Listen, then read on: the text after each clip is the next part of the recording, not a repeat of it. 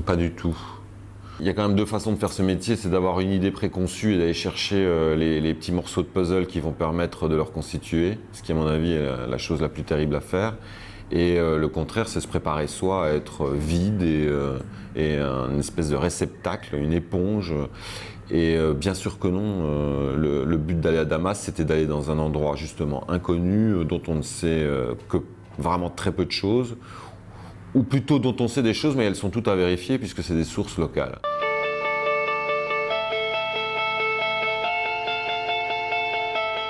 C'est assez rigolo d'ailleurs parce que je me retrouve sur une petite ligne de front de Jobard, donc qui est le quartier le plus proche justement du centre-ville. Et le lendemain, je me retrouve dans un hôpital avec des nouveaux blessés par une nouvelle attaque chimique.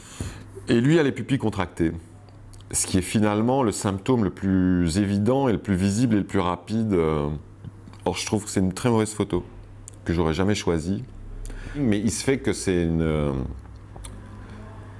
qu'il faut vraiment renforcer les preuves et c'est un des symptômes les plus visibles et un des premiers symptômes. Les pupilles contractées, donc j'en ai plus rien à foutre de savoir si c'est une photo, une bonne photo, une mauvaise photo, et qu'est-ce que ça veut dire une bonne et une mauvaise photo.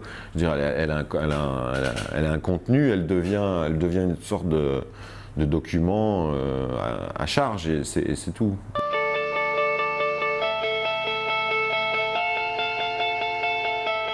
Que la France s'empare de ces résultats pour annoncer la volonté de punir ou de réagir en tout cas devant l'utilisation d'armes interdites, que ça entraîne les Britanniques dans le mouvement et que l'administration Obama soit obligée de se prononcer, formidable.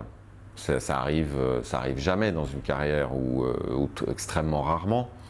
Et à ce point-là, je pense jamais. Mais les opinions publiques n'ont pas poussé les gouvernants à aller dans un sens, en tout cas dans le sens que je pense qui est évident et nécessaire, qui est de considérer, de commencer à réfléchir à comment, sans parler d'intervention de ceci ou d'une façon ou d'une autre, mais au moins de prendre une position, est-ce qu'on fait quelque chose pour cette population ou pas ?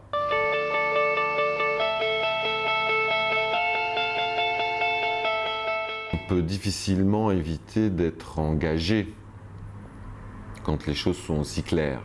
Mais il ne faut pas oublier un truc tout simple, c'est que c'est au départ une population qui manifeste pour changer de régime et parce qu'ils sont fatigués d'un régime totalitaire, violent et assassin depuis 40 ans. La vérité est extrêmement claire et simple. Et évidemment, on a envie de la transporter à l'extérieur parce qu'on parle d'enfants qui crèvent, mais par centaines, parce qu'on parle de rigole de sang et qu'on est dans quelque chose d'extrêmement sérieux, grave, qui concerne la peine et la souffrance de milliers de gens. Alors si c'est dans ce sens-là, si ça veut dire révolutionnaire, alors je dis oui.